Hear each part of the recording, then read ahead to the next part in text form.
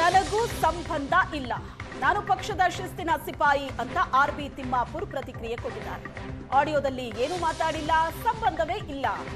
ನನಗೂ ಈ ಆಡಿಯೋಗೂ ಯಾವುದೇ ರೀತಿಯ ಸಂಬಂಧ ಇಲ್ಲ, ಪಕ್ಷದ ಶಿಸ್ತಿನ ಸಿಪಾಯಿ ನಾನು ಅಂತ ತಿಮ್ಮಾಪುರ್ ಹೇಳಿಕೆ ಕೊಟ್ಟಿದ್ದಾರೆ.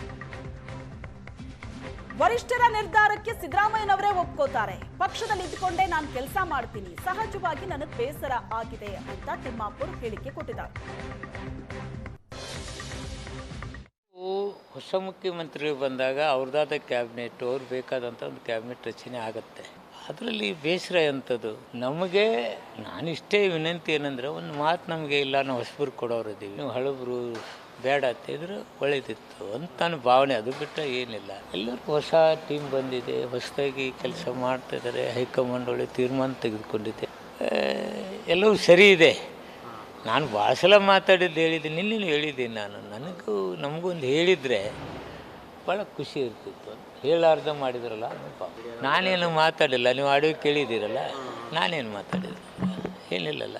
ಅವರೇನು ನಂಜನಮಠ ಅವ್ರು ಮಾತಾಡಿದ್ದು ನೀವು ನೋಡಿದ್ದೀರಿ, ನೀವು ಕೇಳಿದ್ರಿ ಅಂತ ತಿಳ್ಕೊತೀನಿ. ನಾನೇನು ಮಾತಾಡಿಲ್ಲ. ನಾನು ಫಸ್ಟು ಪಕ್ಷದ ಶಿಸ್ತಿನ ಪಕ್ಷ, ಅದ್ರಾಗ ಹೈಕಮಾಂಡ್ ಆಗಲಿ ನಮ್ಮ ನಾಯಕರಾಗಲಿ ಹೇಳಿದರೆ ಅದು ನಾನು ವಿರೋಧ ಮಾತನಾಡ್ತಕ್ಕಂಥ ವ್ಯಕ್ತಿ ಅಲ್ಲ, ಪಕ್ಷದ ಇಮೇಜಿಗೆ ಧಕ್ಕೆ ತರ್ತಕ್ಕಂಥ ವ್ಯಕ್ತಿ ನಾನಲ್ಲ.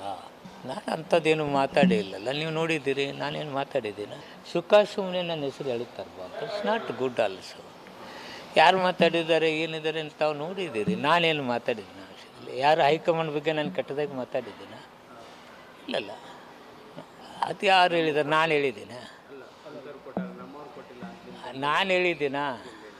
ಅಂಥವ್ರು